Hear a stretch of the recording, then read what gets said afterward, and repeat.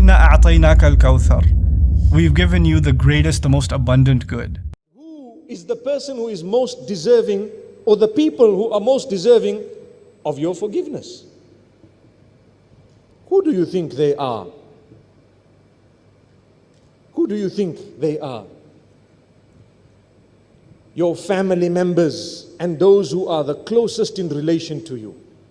They are the ones who deserve your forgiveness first.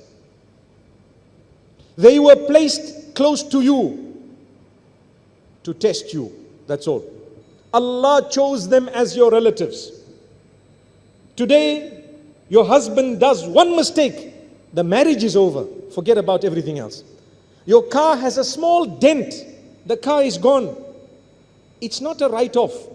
That's not what you do. You send it to the panel beaters, you repair the car, you bring it back, the old faithful, you know. Your wife made one mistake. What happened? Divorce. What was the reason? There are 20,000 other girls running behind me. That's not the right way of doing things. They are probably running behind your money. The minute the rupiah drops, they also drop. Possible. May Allah forgive us. You need to work on the relationships you have. Someone commits a mistake, forgive them. Today's advice to married people is, when the spouse makes a mistake, leave him, go away, divorce, file for divorce. What happened? Oh, something minor, something major, so what?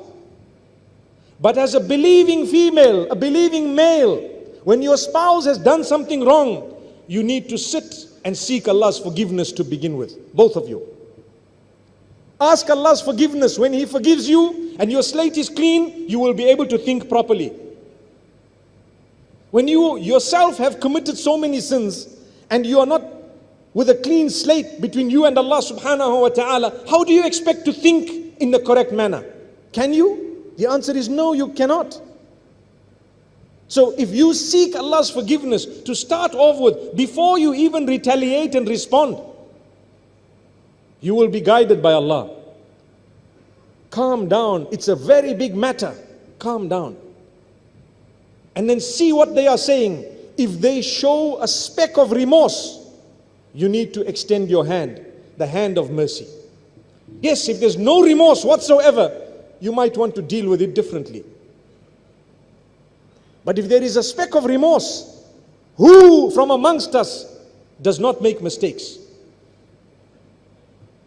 If that was the case, every one of us, without exception, would be divorced.